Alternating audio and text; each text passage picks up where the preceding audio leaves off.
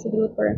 अल्लाहुम्मा सल्ली अला मुहम्मद व आले मुहम्मद।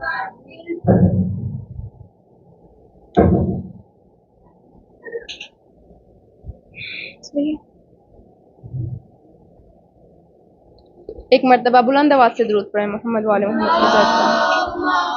बहुत करीब हो गया किधर?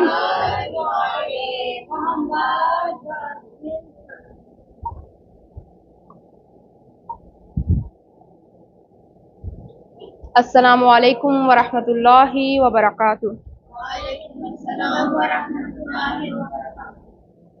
औज़ु बिल्लाहि मिनश शैतानिर रजीम।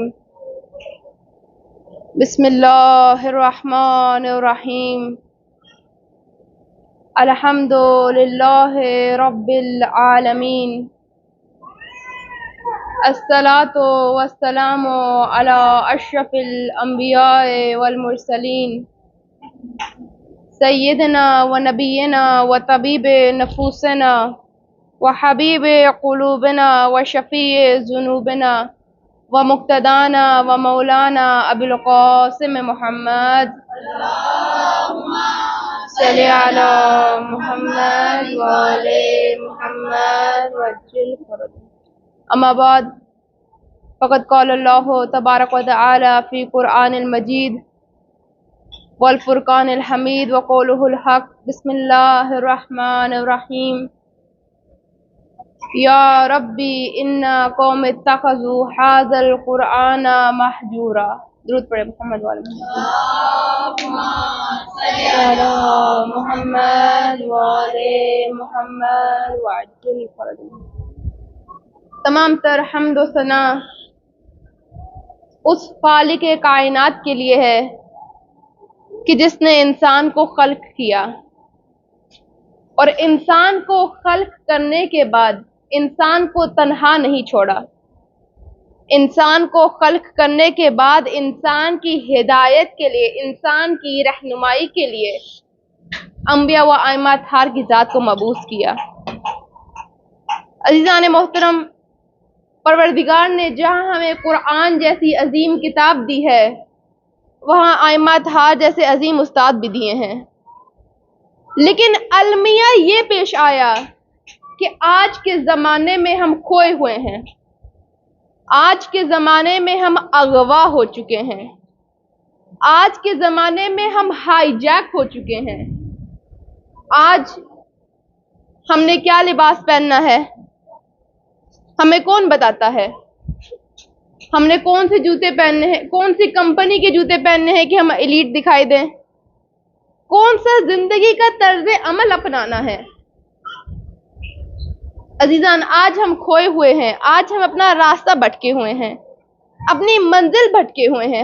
हम ऐसे मुसलमान ऐसे एक्ट करें जैसे उनके पास कोई हिदायत के लिए कोई रहनुमा ही नहीं था, जैसे उनको तो अल्लाह ने कोई किताब ही नहीं दी या उनके पास कोई रोल मॉडल्स ही नहीं थे।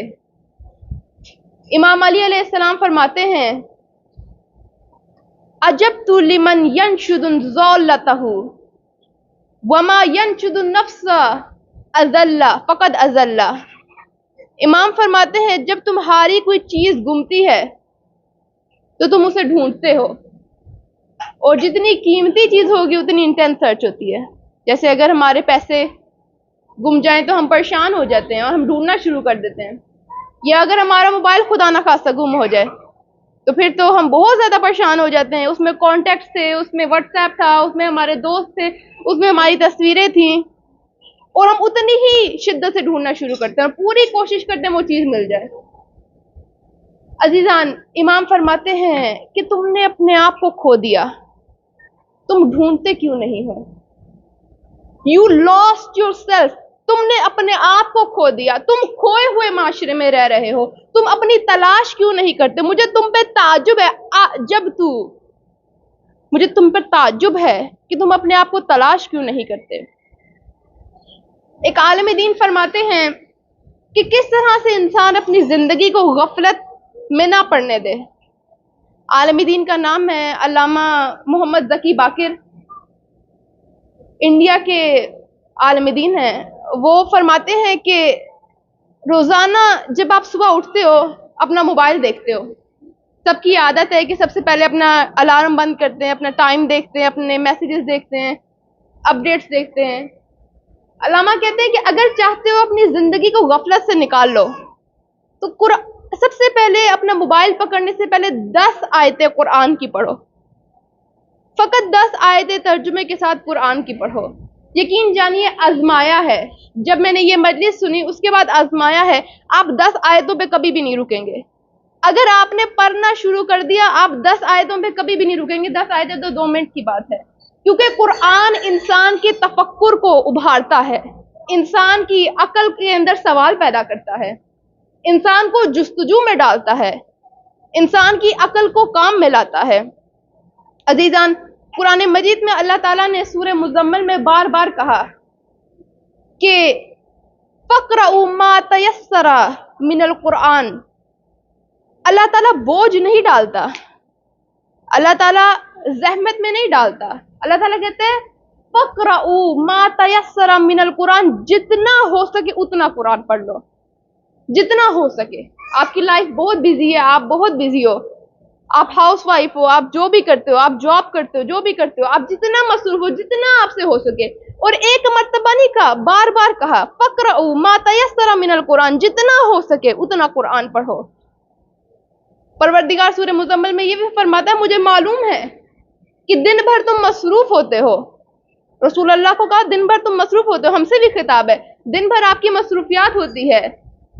فجر کے ٹائم جب اٹھو 10 آیتیں قرآن کی پڑھ لو. اور یہ صرف عالم دین کی بات نہیں ہے, رسول اللہ نے بھی فرمایا کہ اگر تم چاہتے ہو کہ غافلین میں سے نہ ہو, غفلت کرنے والوں میں سے نہ ہو, فرمائے لم یکتب من الغافلین, اگر تم چاہتے ہو تمہارا نام غافلین میں نہ لکھا جائے تو 10 آیتیں پڑھ لو, رسول اللہ فرماتے ہیں.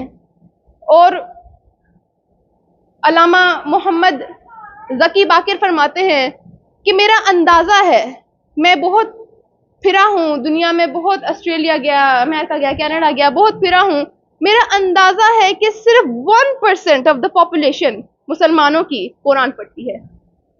ممکن ہے کہ رمضان میں زیادہ ہو جائے 20%, 30%, لیکن وہ لوگ جو قرآن کو پڑھتے ہیں اور قرآن کو امپلیمنٹ کرنے کی کوشش کرتے ہیں, قرآن کو عملی کرنے کی کوشش کرتے ہیں, وہ صرف 1% ہے پورے مسلمانوں میں سے, اربوں مسلمانوں میں سے صرف 1%. آیا ہم اس 1% میں ہیں؟ فرماتے ہیں, اور یہ جو بات انہوں نے فرمائی ہے قرآن بھی تصدیق کرتا ہے. قرآن مجید میں رسول اللہ صلی اللہ علیہ وآلہ وسلم شکوہ کریں گے قیامت کے دن. جب ہم قیامت کے دن رسول اللہ کے سامنے پروردگار کی بارگاہ میں کھڑے ہوں گے, اس انتظار میں کہ ابھی رسول اللہ ہماری شفاعت کروائیں گے, ابھی رسول اللہ کہیں گے آجو میری کملی میں چھپ جاؤ, اسی لمحے رسول اللہ کیا فرمائیں گے, فرمائیں گے یا ربی انا قوم اتخذوا ھذا القرآن مہجورا, اے پروردگار مجھے شکوہ ہے, مجھے شکایت ہے, یہی تو وہ قوم ہے کہ جس نے تیرے قرآن کو مہجور کر دیا, جس نے تیرے قرآن کو چھوڑ دیا. مہجور کے بہت ہی سخت معنی ہیں. مہجور کسے کہتے ہیں؟ مہجور ہجرت سے ہے. جیسے رسول اللہ کے جو مہاجرین تھے انہوں نے ہجرت کی تھی مکہ سے مدینہ, یعنی وہ مہاجر ہوئے, اور جس کو چھوڑ دیا وہ مہجور ہوتا ہے. مکہ کو چھوڑ دیا وہ مہجور ہے. مہجور وہ جگہ, وہ چیز کہ جس کی طرف ایسے منہ پھیرا جائے کہ دوبارہ دیکھا نہ جائے, کیونکہ رسول اللہ کے ساتھ ہجرت کر لی تھی, یعنی مستقل وہ مدینہ میں حکومت کے لیے گئے تھے, لہٰذا انہوں نے مکہ کی طرف واپس پلٹ کے نہیں دیکھنا تھا. اسے کہتے ہیں مہجور. رسول اللہ کہہ رہے ہیں اس امت نے قرآن کو مہجور کر دیا, یعنی اس طرح سے اپنا منہ اس سے موڑا ہے کہ دوبارہ پلٹ کر نہیں دیکھتے. عزیزان محترم, سویڈن میں قرآن جلایا گیا, مسلمانوں نے بہت شور کیا, بہت زیادہ کوک کی طرح ابھرے, بہت سے بیانات آئے کہ ہمارا دل رنجیدہ ہوتا ہے, ہمیں دکھ ہوتا ہے, ہم پارا پارا ہو جاتے ہیں جب قرآن جلتا ہے. عزیزان, قرآن جلانے سے جلتا نہیں ہے, قرآن دبانے سے دبتا نہیں ہے, کیونکہ حق نہ جلانے سے جلتا ہے نہ دبانے سے دبتا ہے. لیکن قرآن جلانے سے بڑی بےحرمتی ہم کر رہے ہیں. وہ کتاب جسے ہم اپنی کانسٹیٹیوشن مانتے ہیں، وہ کتاب جسے ہم اپنا زندگی کا لائف سٹائل مانتے ہیں، اسے ترک کیے ہوئے ہیں، اسے چھوڑے ہوئے ہیں، اسے منہ پھیرے ہوئے ہیں. ایک سوال ہے کہ جب امام آئیں گے تو کیا ہوگا؟ جب امام زمانہ تشریف لائیں گے تو وہ آ کے کیا کریں گے؟ سب سے پہلی چیز جو ذہن میں آتی ہے وہ یہی ہے کہ قرآن کی حکومت، قرآن کا کانسٹیٹیوشن نافذ کریں گے. عزیزان، جیسے مدینہ میں رسول اللہ نے حکومت الہی قائم کی اور جس طرح سے امام علی نے حکومت الہی قائم کی، جب امام زمانہ آئیں گے وہ بھی یہی کریں گے، وہ بھی قرآن کی حکومت نافذ کریں گے. اگر یہی قرآن ہم اپنے گھروں میں نافذ کر لیں، اگر یہی کانسٹیٹیوشن، یہی لائف سٹائل ہم اپنی زندگیوں میں اپنا لیں، اپنے گھروں میں لے آئیں، یقیناً امام ہمارے گھروں میں آ جائیں گے. کیونکہ حدیث میں ہے کہ ایک صحیح منتظر، صحیح انتظار کرنے والا ایسے جیسے امام کے قلعے میں رہ رہا ہے، امام کے ٹینٹ میں رہ رہا ہے. تو یعنی اس کا گھر امام کے لیے آمادہ ہونا چاہیے. اگر ہم پہلے سٹیپ میں ہی ہار جائیں، اگر ہم اپنے گھر میں ہی اخلاقیات، اپنے گھر میں ہی قرآن کی صفات نہیں لا سکتے، قرآن کی تعلیمات نہیں لا سکتے، تو ہم معاشرے میں کیسے پھیلائیں گے؟ عزیزان محترم، قرآن مجید کا سب سے پہلا جو سٹیپ ہے وہ یہ کہ آپ پڑھیں، اسے ترجمے کے ساتھ آپ اس کو پڑھیں. دوسرا سٹیپ یہ ہے کہ آپ اسے سمجھیں، اس کی تفسیر میں جائیں، اس کی ڈیٹیلز میں جائیں. تیسرا سٹیپ یہ کہ اس میں تفقہ کریں، اس میں غور و فکر کریں. جب آپ اس میں غور و فکر کریں، پھر آخری سٹیپ امپلیمنٹیشن کا آتا ہے، اپلیکیشن کا آتا ہے. لیکن اگر ہم پڑھ ہی نہیں رہے، اگر ہم پہلی سیڑھی پہ ہی نہیں چڑھ رہے، ہم آخری سیڑھی پہ کیسے پہنچیں گے؟ اگر ہم پہلی سیڑھی پہ ہی نہیں چڑھے، اگر ہم قرآن کو اپنی زندگیوں میں پڑھ ہی نہیں رہے، ہم اسے امپلیمنٹ کیسے کریں گے؟ اپنے بچوں میں کیسے پھیلائیں گے؟ اپنی بچوں کی تربیت کس طرح سے کریں گے؟ عزیزان، قرآن کوئی مشکل چیز نہیں ہے. یوں نہ سمجھے کہ اگر میری تعلیم کم ہے تو میں قرآن کو سمجھ نہیں سکتی. قرآن کا نام ہے ذکر. ذکر کہتے ہیں یاد دلانے کو. انسان کا ایک ذاکرہ ہے، انسان یعنی جس چیز کو یاد دلایا جائے وہ ہوتا ہے ذکر. ذکر اس چیز کا کیا جاتا ہے جو آپ کو پہلے معلوم ہو. جیسے اللہ تعالیٰ جب کہہ رہے ہیں کہ قرآن ذکر ہے، اس کا مطلب ہے کہ ہمارے پاس پہلے سے سبق موجود ہے. جب اللہ تعالیٰ نے انسان کی خلقت کی ہے تو انسان کی فطرت میں ساری باتیں رکھی ہوئی ہیں. لہٰذا قرآن کا کام صرف تذکرہ ہے، ذکر ہے، یاد دہانی ہے. اس لیے تو جب کوئی بھی شیعہ ہو، سنی ہو، کوئی کرسچن ہو، کوئی بھی مذہب کا ہو، وہ قرآن پڑھے یا لاجک کی بات دیکھے تو وہ قبول کرتا ہے، اس کی فطرت کے مطابق ہوتی ہے. لہٰذا قرآن تذکرہ ہے، قرآن ذکر ہے، قرآن کوئی مشکل چیز نہیں ہے. قرآن نے صرف آپ کو وہ باتیں یاد دلانی ہے جو آپ کے اندر پہلے سے موجود ہیں. درود پڑھے محمد والے محمد کی محمد والے محمد وجل فرجهم. جس طرح سے ایک مرتبہ ایک شخص ایئرپورٹ میں تھا، وہ اپنی کتاب بھول گیا. ساتھ والا شخص کافی امانت دار ہوگا، وہ اس شخص کو ڈھونڈنے لگا. ویسے تو ایئرپورٹ پہ اگر گم جائے کوئی تو ملنا مشکل ہوتا ہے، کافی بھرا ہوتا ہے، لیکن اتفاقاً اسے وہ شخص مل گیا. اس نے کہا بھائی آپ یہ اپنی کتاب چھوڑ گئے تھے میرے پاس. آگے سے وہ کہنے لگا یہ میں آپ کے لیے تحفہ دے کے گیا ہوں، اس کو آپ پڑھنا. وہ قرآن چھوڑ کے گیا تھا، اس نے کہا یہ میں آپ کے لیے تحفہ دے کے گیا ہوں، آپ اس کو پڑھنا. وہ جس کو دے کے گیا تھا وہ مسلمان نہیں تھا. وہ شخص کہتا ہے کہ میں نے 6 ماہ لگا کے پورا قرآن پڑھا، بسم اللہ سے لے کے آخر تک پورا قرآن پڑھا، اور اس کے بعد میں نے یہ کشف کیا کہ اس میں سب کچھ ہے، اس میں کوئی چیز ایسی نہیں ہے کہ جو خدا نے چھوڑ دی، اس میں سب کچھ ہے. تو لہٰذا قرآن تذکرہ ہے، قرآن ذکر ہے، قرآن کوئی مشکل چیز نہیں ہے. اللہ اکبر، یا رسول اللہ، یا علی، یا علی، یا علی، یا علی. اللہم صلی علی محمد وعجل عزیزان، ہم جو بھٹک گئے ہیں اپنی زندگیوں میں، حکیم محمد فرماتے ہیں اسی روز و شب میں الجھ کے نہ رہ جا، اسی روز و شب میں الجھ کے نہ رہ جا کہ تیرے زمان و مکان اور بھی ہے۔ یہ نہ ہو کہ یہ صبح شام ہو رہی ہے آپ اسی میں الجھ جاؤ، اپنی اصل زندگی کے مقصد کو بھول جاؤ، اپنی اصل منزل کو بھول جاؤ، میں کہاں سے آیا ہوں، میں نے کہاں جانا ہے، میں ابھی کیا کر رہا ہوں۔ عزیزان، ہم جو کھوئے ہوئے ہیں ہم کس طرح سے اپنے آپ کو پائیں؟ آپ کو ایک مثال سے سمجھانا چاہوں گی۔ اگر دو پیرالل لائن ہوں، پیرالل وہ ہوتی ہیں جو بالکل ساتھ ساتھ چلتی ہیں اور جن کا راستہ الگ نہیں ہوتا، اگر دو پیرالل لائن ہو اور ایک لائن 1 سینٹی میٹر یا ہلکا سا دور ہو جائے اپنے منزل سے، اپنے راستے سے، تو کیا ہوگا؟ وہ جتنا دور جاتے جائیں گے وہ اتنی لائن دور چلی جائے گی۔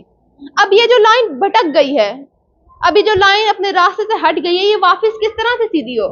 اس کو دوبارہ پیرالل کس طرح سے بنائیں؟ تو اس کا جواب یہ کہ جس پوائنٹ پہ انحراف آیا تھا، جس لمحے وہ مڑی تھی، جس لمحے خرابی آئی تھی، اسی لمحے واپس آ جائے، وہ اسی پوائنٹ پہ وہ واپس آ جائے۔ اس لیے شاید رسول اللہ نے کہا کہ جو آگے بڑھ گئے وہ پیچھے آ جائے اور جو پیچھے رہ گئے وہ ادھر آ جائے، ان کا انتظار کرو، کیونکہ ولایت ولایت ولایت ولایت وہ نقطہ ہے کہ جس سے آگے بڑھ جانا بھی گمراہی ہے، جس سے پیچھے رہ جانا بھی گمراہی ہے۔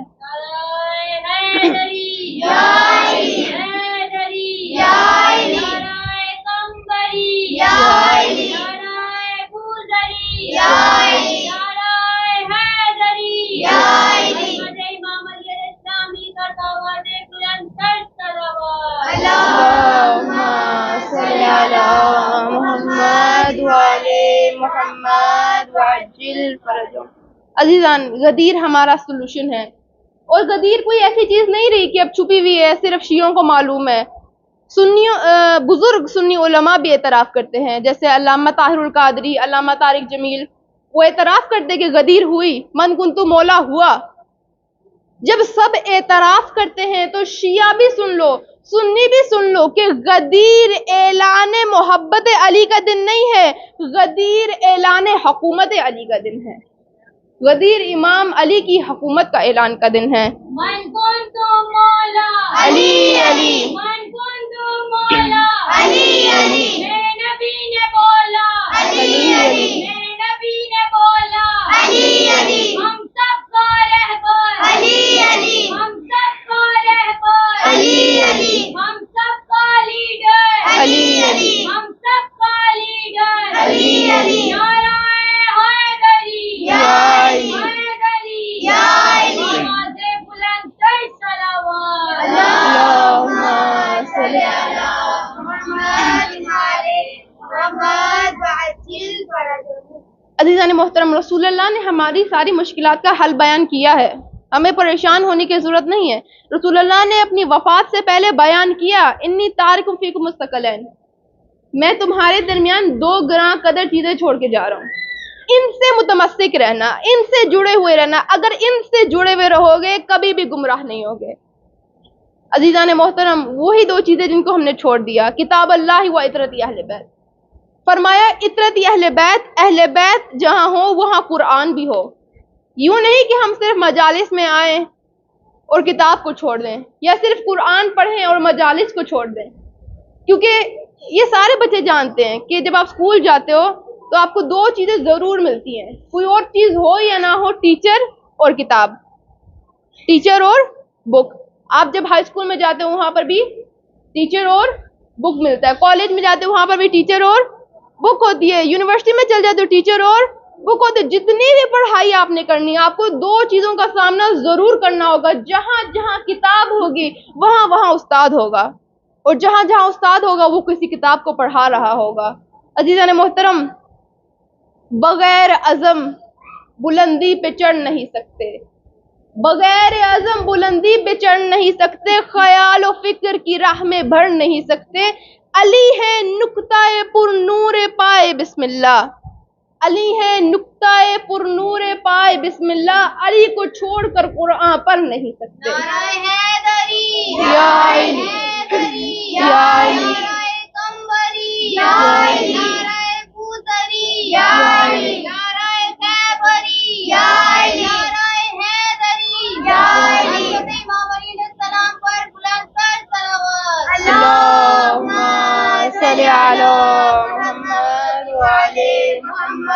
वअज्जिल फरजहुम। सूरह नहल में परवरदिगार फरमाता है, इन्ना अंजलना इलैकल किताब, हमने आपकी तरफ किताब नाजिल की। रसूल अल्लाह को कहा कि आपकी तरफ हमने किताब नाजिल की, लितुबय्यिना लिन्नासी, ताकि आप लोगों को बयान करें। एक सवाल अमूमन उठता है कि जो हम इमामों को मानते हैं, इमामत के दावेदार हैं, तो कुरान में कहीं इमाम अली का नाम ढूंढ के दिखा दें। अगर आप घर में पूरा जाके कुरान पढ़ भी लेंगे तो आपको इमाम अली का नाम कहीं नजर नहीं आएगा, कुरान में नहीं मौजूद है। वो कहते हैं कि इमामत हमें दिखा दे, कुरान में कहाँ लिखा है इमामत का लफ्ज, कहाँ लिखा है इमाम अली, कहाँ लिखा है इमाम हसन, कहाँ लिखा है इमाम मेहदी। अजीजान, इसका जवाब ये है कि जहाँ पर नमाज का जिक्र है, जहाँ पर ज़कात का जिक्र है, जहाँ पर हज का जिक्र है, वहीं पर इमामत का जिक्र है। परवरदिगार ने रसूलुल्लाह से कहा कि हमने आपकी तरफ किताब नाजिल की है, अब आपका काम है इसे बयान करना। कुरान में सिर्फ ये लिखा है अकीमुस्सलात, लेकिन आज मुसलमान दावे से कह सकता है कि नमाज फजर 2 रकत है। हमें ये किसने बताया? आज अगर किसी को जितना भी उससे बहस कर लो, वो यही कहेगा कि नहीं, फजर 2 ही रकत है, जोहर 4 ही रकत है, असर 4 ही रकत है, मगरिब 3 ही रकत है, इशा 4 ही रकत है। किस तरह से उसे इतना यकीन आ गया? कुरान में कहीं पर भी नहीं लिखा ये। कुरान में ना रकतों का जिक्र है, कुरान में ना वक्त का जिक्र है, कुरान में ना अहकामात का जिक्र है। तो आज हमें ये सब कुछ कैसे मालूम हो गया? हज के बारे में सिर्फ ये कहा गया कि जो मुस्तती है वो हज करे, लेकिन इस्तिताअत के क्या मानी है? कौन मुस्तती है? इस्तिताअत की कितनी किस्में हैं? इस्तिताअत के क्या अहकाम हैं? ये सब हमें किसने बताया? कुरान में ये है कि ज़कात दो, ज़कात चांदी पे कितनी है, सोने पे कितनी है, गंदुम पे कितनी है, ये सब बातें हमें किसने बताई? ये सब बातें हमें रसूलुल्लाह ने खोल के बताई। सबसे पहले कुरान के मुफस्सिर रसूलुल्लाह हैं। अज़ीज़ान, इसी तरह से कुरान में कहा बल्लिग मा उन्ज़िला इलैक। सूरह माइदा कुरान की सबसे आखिरी सूरा, सबसे आखिर में नाजिल हुई। कुरान की सबसे आखिरी सूरा में परवरदिगार ने कहा बल्लिग मा उन्ज़िला इलैक, इबलाग करो जो तुम पे नाजिल किया। अजीजान, पूरा कुरान खत्म हो गया। नमाज के बारे में भी बता दिया, हज के बारे में भी बता दिया, ज़कात के बारे में भी बता दिया, खुम्स के बारे में भी बता दिया। अब ऐसी क्या चीज रह गई है जिसका इबलाग करना है? फरमाया ये रसूल अल्लाह तशरीह करके बताएंगे, ये रसूल अल्लाह इबलाग करके बताएंगे। रसूल अल्लाह ने बताया मन कुन्तु मौला फहाजा अलीउन मौला, मन कुन्तु मौला फहाजा अलीउन मौला, मैं जिस इसका मौला अली उसके मौला।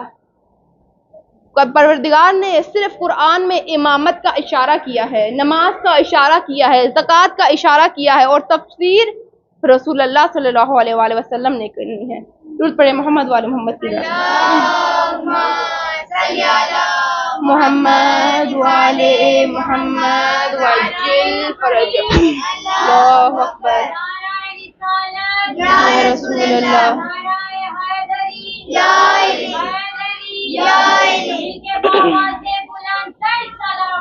अल्लाहुम्मा सल्ली अला मुहम्मद व आले मुहम्मद वअज्जिल फरजहुम।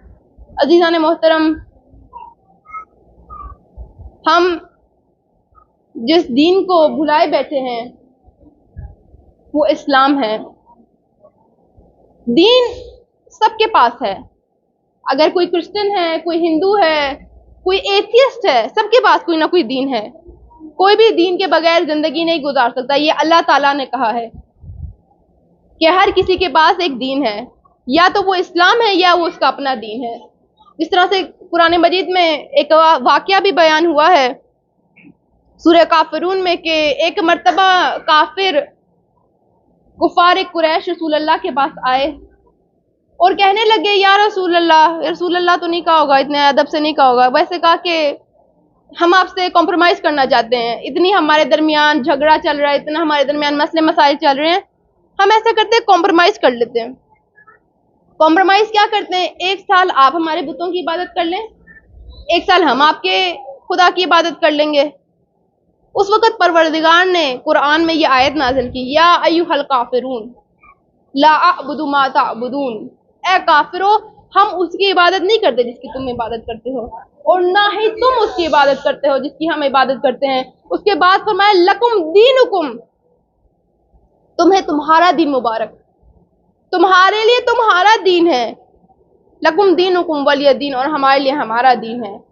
عزیزان محترم، ہر ایک کا دین ہے، لیکن اگر اسلام پہ ہے، اسلام کے مطابق ہے تو وہ اسلامی دین ہے. اور اگر اسلام کے علاوہ ہم اپنی زندگی میں کچھ بھی کریں، جیسے لوگ کہتے ہیں کہ میں تو مولوی نہیں ہوں، میں نے تو دین مدرسے میں نہیں پڑھا، میں تو مدرسے میں نہیں جاتی، تو میرے لیے تو اتنا زیادہ نماز واجب نہیں ہے، میرے لیے تو روزہ رکھنا نہیں ضروری، میرے لیے اتنا حجاب کی پابندی نہیں ہے، میں کون سے مدرسے میں جاتی ہوں، وہ تو مدرسے کی بچیاں ہیں، ان کے لیے ضروری ہے کہ وہ حجاب کریں، چادر کریں، ہم نے تو مدرسہ نہیں پڑھا. عزیزان، ایک ہی دین ہے، چاہے مولوی ہے، چاہے ممبر پہ بیٹھا ہے، چاہے زمین پہ بیٹھا ہے، جو بھی ہے اس کے لیے ایک ہی دین ہے. یا اسلام پہ وہ عمل کر رہا ہے یا وہ اس کا اپنا دین ہے. ایک مثال دوں گی، درود پڑھے محمد والے محمد کی ذات پر. محمد والے محمد وجل فرجم. ایک شعر سنا ہوگا آپ نے، دین است حسین. امام حسین ایک دین کا نام ہے، ایک لائف سٹائل کا نام ہے. دین یعنی ایک لائف سٹائل. دین است حسین. حسین کون سا دین ہے؟ فرمایا حسین منی و انا من الحسین. حسین میرا دین ہے، میں حسین کا دین ہوں. یعنی جو امام حسین کا دین ہے وہی رسول اللہ کا دین ہے. عزیزان، آج جو ہمارے پاس موجود ہے وہ ایک مکسچر ہے. جس طرح سے ہم حلیم پکاتے ہیں نا، ہم دالیں بھی مکس کر دیتے ہیں، گوشت بھی مکس کر دیتے ہیں، سب کچھ مکس کر دیتے ہیں، حلیم بن جاتی ہے. آج ہمارے پاس دین کا حلیم موجود ہے. یعنی کچھ ہم نے اپنے سے ایڈ کر لیا اور کچھ ہم نے اسلام سے لے لیا. جس طرح سے ایک دفعہ آپ کو مثال دوں کہ ایک مرتبہ ایک شخص مجلس میں بیٹھا تھا، آتا تھا، بیٹھتا تھا، پھر اٹھ کے چلا جاتا تھا، پھر تھوڑی دیر بعد آتا تھا، بیٹھتا تھا، پھر اٹھ کے چلے جاتا تھا. سائڈ پہ بیٹھے شخص نے کہا بھائی یا تو مکمل اندر آ جاؤ یا مکمل باہر چلے جاؤ. یہ کیا طریقہ ہے کہ مجلس ڈسٹرب کر رہے ہو کہ بار اندر باہر. اسی طرح اسلام ہے. کہا لا اکراہ فی الدین، دین میں کوئی جبر نہیں ہے، لیکن اگر دین میں داخل ہو جاؤ تو یا مکمل داخل ہو یا مکمل باہر چلے جاؤ. عزیزان محترم، اس جملے کو بہت اس کی بے حرمتی کی جاتی ہے. لا اکراہ فی الدین، کے دین میں کوئی جبر نہیں ہے، ہمارے پہ حجاب واجب نہیں ہے، ہمارے دلوں میں کیا کہتے پاکیزگی ہے، ہمیں نماز ہمیں پڑھنے کی ضرورت نہیں، ہم ماتم حسین کرتے. لا اکراہ فی الدین، دین میں کوئی جبر نہیں ہے. اسی طرح یہ جس طرح ہم انڈیا کے اندر تو نہیں رہتے نا، اگر ہم انڈیا میں رہتے ہوتے تو ہمارے پہ انڈیا کے قوانین نافذ ہوتے، یا اگر ہم کسی اور ملک میں ہوتے تو ہمارے پہ اس کے قوانین نافذ ہوتے.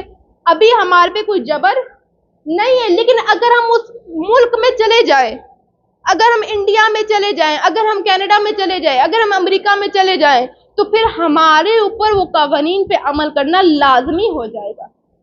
عزیزان محترم، لا اکراہ فی الدین، دین اختیار کرنے میں کوئی پابندی نہیں ہے. آپ کافر کے بچے بن جاؤ، آپ مشرک بن جاؤ، آپ کرسچن بن جاؤ، آپ ایتھیسٹ بن جاؤ، اس میں کوئی جبر نہیں ہے. لیکن اگر اسلام کو اختیار کر لیا ہے تو پھر مکمل اختیار کرو. نعرہ تکبیر، اللہ اکبر، نعرہ رسالت، یا رسول اللہ، نعرہ حیدری، یا علی، حیدری، یا علی. آواز بلندر صلوات. اللہم صلی علی محمد وعلی محمد.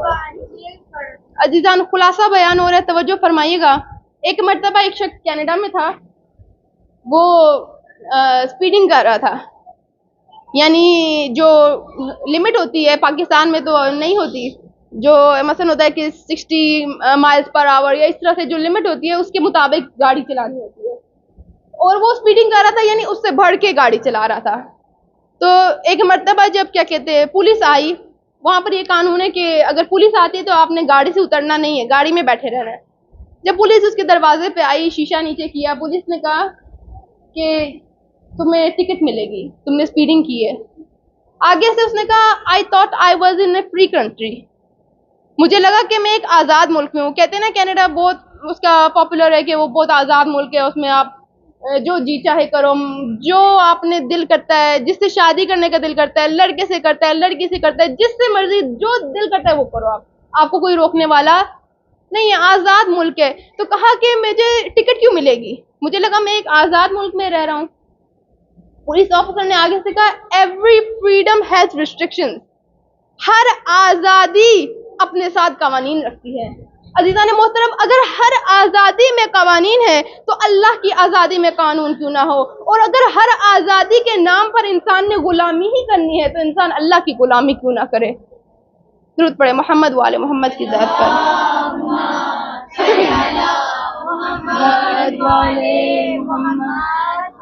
امام بھی فرماتے ہیں کسی کے غلام نہ بنو، اگر غلام بننا ہے تو خدا کا بن جاؤ۔ عزیزان محترم، ہمارے پاس یہ جو موبائل موجود ہے، ہمارے پاس جو چیزیں موجود ہیں، اگر میرا یہ موبائل خراب ہو جائے تو میں اسے کس کے پاس لے کے جاؤں؟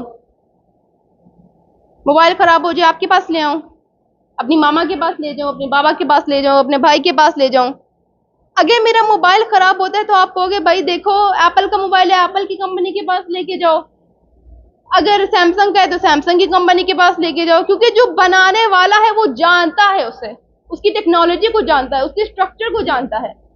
عزیزان محترم، ہمیں پروردگار نے خلق کیا ہے، پروردگار نے ہمارا سافٹ ویئر بھی بنایا ہے، ہارڈ ویئر بھی بنایا ہے۔ ہم کس طرح سے خدا کے دیے ہوئے نظام کو چھوڑ کے دوسروں کی در پہ جاتے ہیں؟ ہم کس طرح سے یہ سمجھتے ہیں کہ جو ویسٹرن کلچر ہے وہ ہمیں ترقی دے گا؟ عزیزان محترم، خدا کے بنائے ہوئے نظام کے علاوہ اگر کسی نظام کو فالو کریں گے تباہی ہے، کیونکہ انہوں نے ہمیں خلق نہیں کیا، خلق کرنے والا وہ ہے۔ اور انسان کی کامیابی بھی اسی میں ہے کہ جو پروردگار نے انسان کے لیے اسلام کا نظام بنایا ہے اسے اپنا لے، اسلام کے قوانین کو اپنا لے۔ عزیزان محترم، آج جو ہم کھوئے ہوئے ہیں، آج جو ہماری حیثیت کچھ نہیں ہے مسلمانوں کی، آج جو ہمیں سمجھ نہیں آتا کس کو فالو کرنا ہے، ہم بہت جلدی دوسروں سے متاثر ہو جاتے ہیں۔ عزیزان محترم، ہمارے لیے پروردگار نے ہدایت کے لیے قرآن اور اہل بیت رکھے ہیں۔ عزیزان، اسی کے ساتھ مصائب کی طرف چلوں گی۔ محرم کے بعد تو دو ہی سخت مصائب رہ جاتے ہیں، یا جناب زینب کے یا حضرت سجاد کے۔ میں کہوں گی اپنے دلوں کو آمادہ کرنے کے لیے اپنے سینوں پہ ہاتھ رکھ کے ایک مرتبہ اپنے امام کو سلام کریں۔ السلام علی الحسین وعلی علی ابن الحسین وعلی اولاد الحسین وعلی اصحاب الحسین۔ عزیزان، کائنات میں خوبصورت ترین نام حسین ہے۔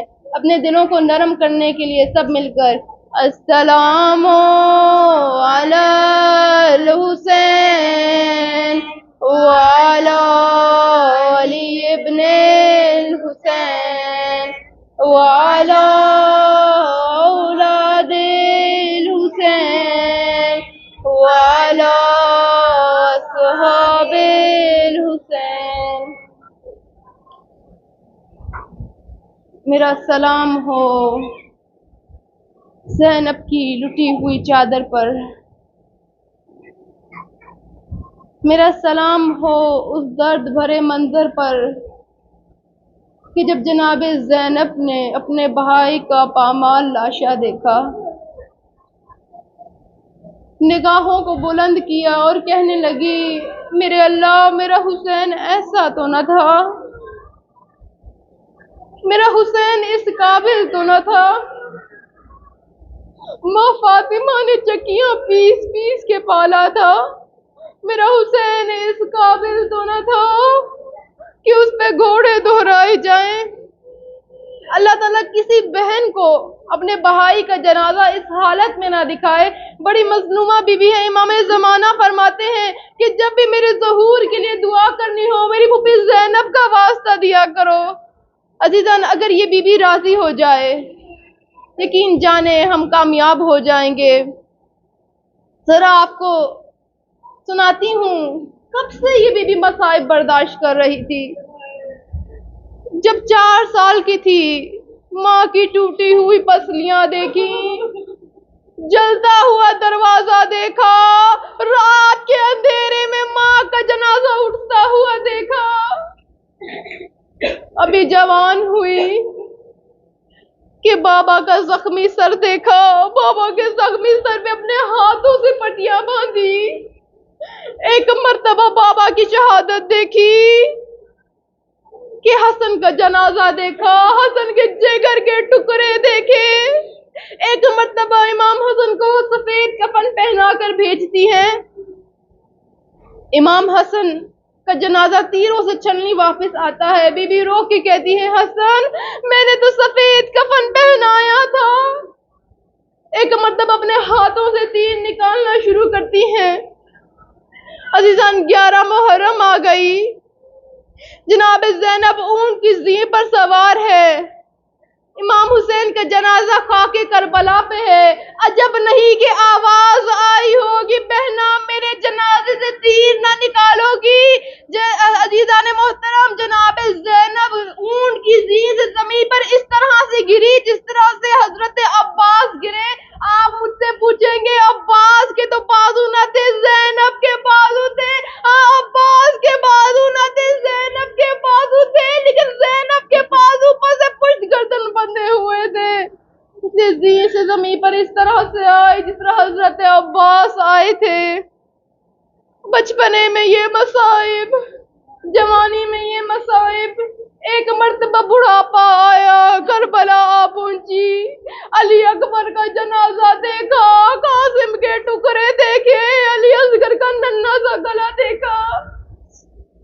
عزیزان جس شہید کا جنازہ آتا بی بی آگے بڑھ کے پہلے نوحہ پڑھتی، پہلے گریا کرتی، ایک مرتبہ 2 ننھے جنازے آئے، کہتے ہیں جب 2 ننھے جنازے آئے وہی بی بی جو کہتی ہے علی اکبر مجھے دو یہ میرا لال ہے، علی اصغر مجھے دو یہ میرا لال ہے، جب 2 ننھے جنازے آتے ہیں زینب نظر نہیں آتی، فضا کہتی ہے میں جناب زینب کو ڈھونڈنے نکلتی ہوں، ماں کہاں ہے، زینب کہاں ہے، دیکھتی ہوں، ڈھونڈتے ڈھونڈتے خیمے میں پہنچتی ہوں، دیکھتی ہوں زینب کا سر سجدے میں ہے، خدا سے کہہ رہی ہے خدایا تیرا شکر تو نے میری قربانی کو قبول کیا۔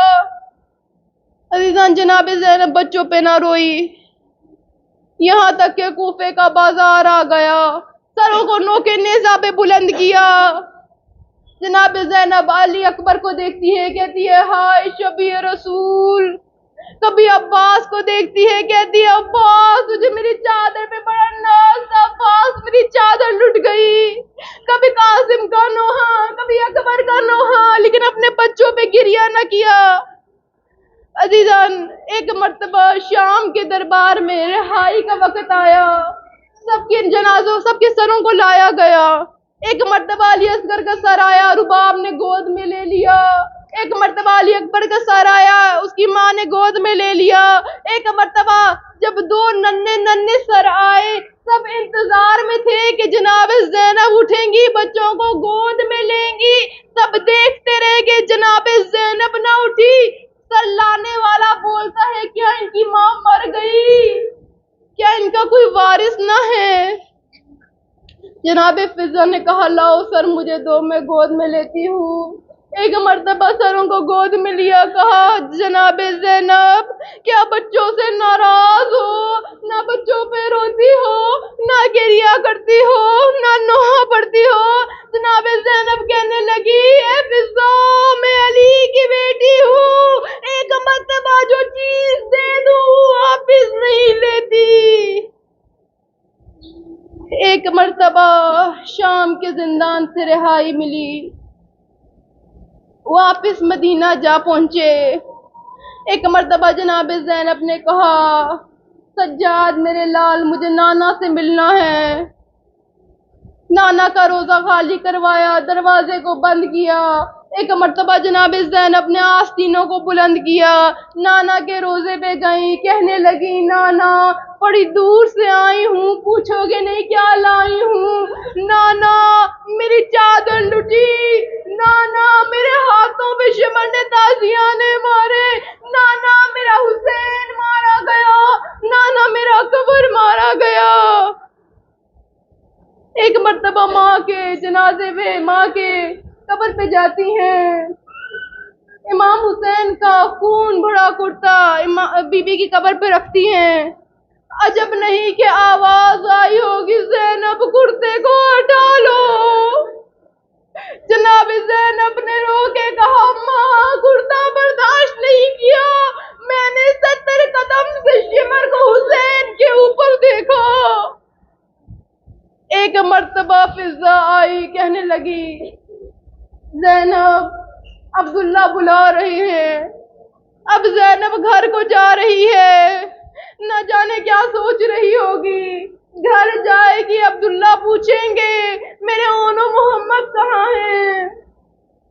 ایک مرتبہ گھر پہنچی دروازہ کھولا عبداللہ کی آواز آئی اے خاتون واپس چلی جا میری بیوی ابھی گھر نہیں ہے. بی بی نے رو کر کہا عبداللہ تو نے بھی مجھے نہ پہچانا. عبداللہ میری تو چادر ٹوٹ گئی. عبداللہ مجھے تعزیانے لگے.